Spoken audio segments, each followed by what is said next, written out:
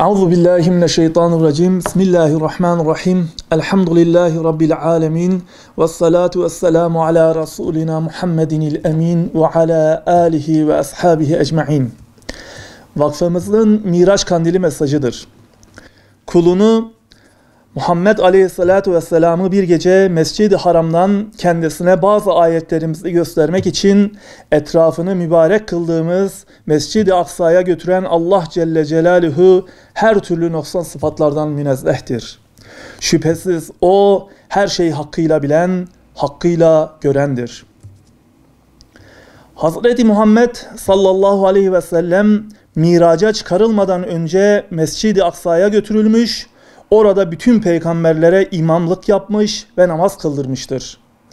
Diğer peygamberlerin çoğu da Filistin'de yaşamış, Mescid-i Aksa'da namaz kılmış, o kutsal topraklarda dolaşmış, tebliğ yapmışlardır.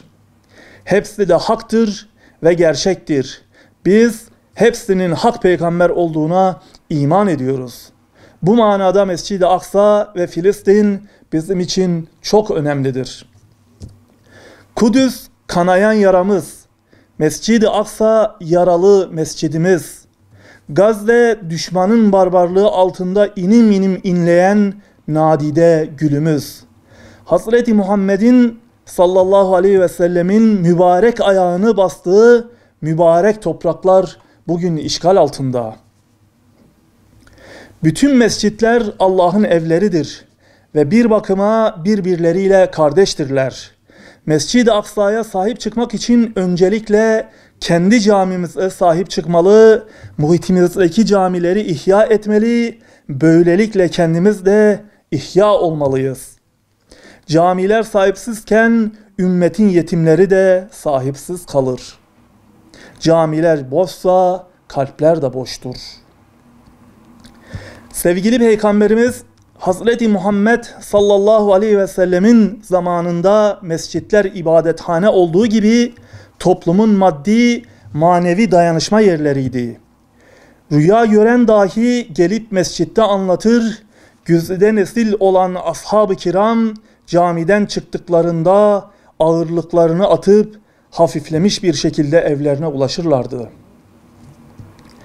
Bizler de tıpkı Selahaddin Eyyubi gibi Kudüs'ü fethetmeden, kurtarmadan önce camilerimizi dolduralım.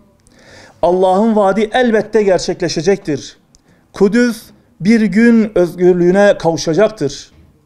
Bize düşen toplum olarak kendimize çeki düzen vermek, nefsimizi terbiye etmektir.